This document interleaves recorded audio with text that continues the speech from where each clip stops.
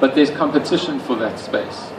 So what will happen is if you don't get a good microbe in there, there's a reasonable chance that a bad microbe like Staphylococcus aureus or something nasty will dock onto that skin cell. If that happens, the lifespan of that skin cell decreases by half. So you want a good microbe on there so that the bad guy can't get in. This is what it looks like. So this is us adding probiotic microbes. And if you get good coverage, then there's no space, there's no food, and there are no docking sites left for that bad guy. So that's the way your probiotic microbes can protect you from pathogens. This is not entirely accurate the way it's portrayed here, but what's happening all the time is that skin is moving towards the surface, and you're losing skin cells off the top. If you keep adding probiotics from the top, you can eventually get rid of the bad guys. Okay, you can't actually displace a bad guy off its docking site. Once that thing locks on, it's pretty much locked on. This is one of the most important mechanisms. There's a continuous discussion between the microbes in your skin and the skin cells. So if you get a good coverage of probiotics on the surface of skin, you can get your skin to produce peptides that are toxic to bad microbes. So we can show that we can increase these peptides are beta defensins. We can show that we can increase beta defensin production by 74%, and that basically gets rid of the pathogens on the surface of skin and decreases the rate of aging accordingly. This is where we get the bulk of our anti-aging effect, by the formation of T-junctions between skin cells. So again, the conversation between skin and the microbes on the surface is really important. If those microbes are communicating to skin cells, hey, things are cool, you don't have to panic, there's no reason to activate your immune system, you can bind tightly, and that prevents water from leaving, it firms the skin up, and you get a more radiant look. So it also prevents toxins from penetrating into the skin, because now the only way that toxins can get in is actually get through the skin cells themselves, and the skin cells can be selective about what they allow in.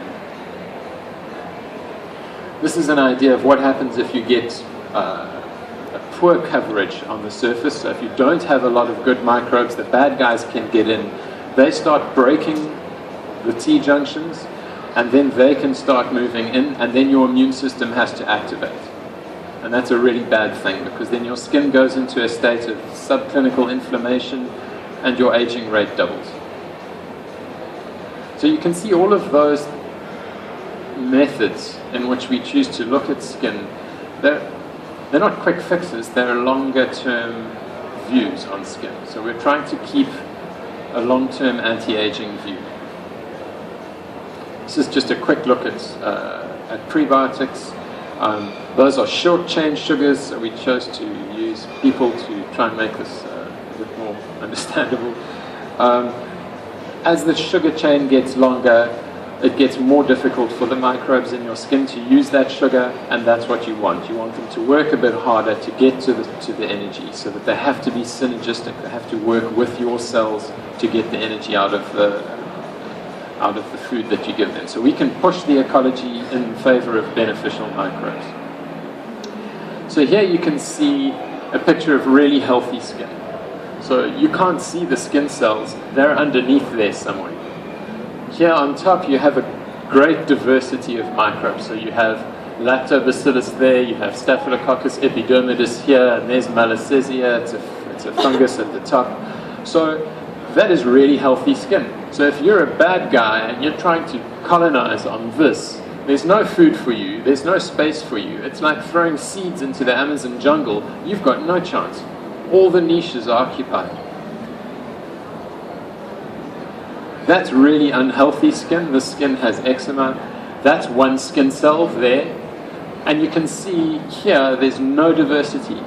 There's a single species growing. That species is Staphylococcus aureus.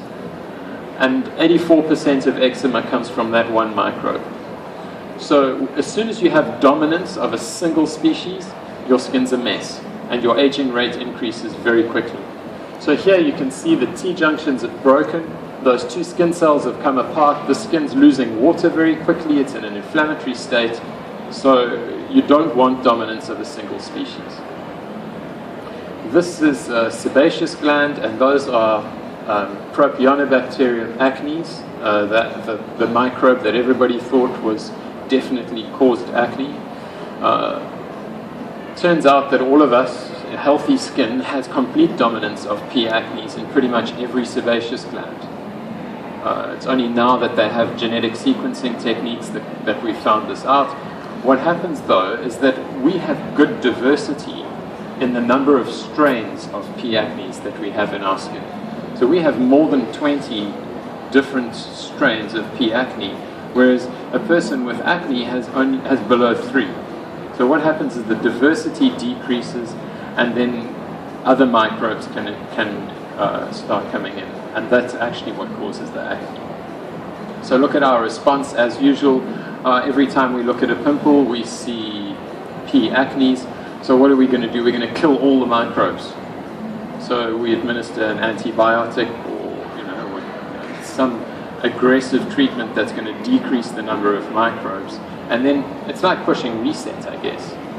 You administer the treatment, and then you wait to see which microbes come back.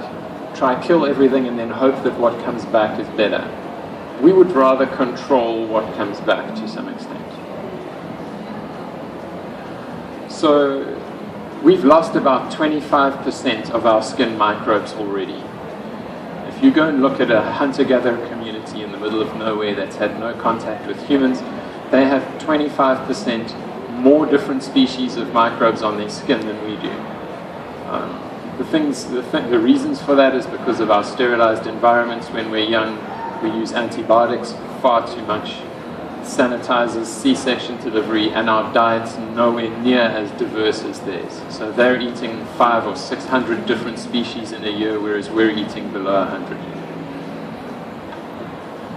They've now linked that reduction in diversity to asthma, diabetes, and a whole lot of others. So one way of looking at these microbes is that they give you little superpowers, right? So Japanese people, for example, can take seaweed and convert it into energy.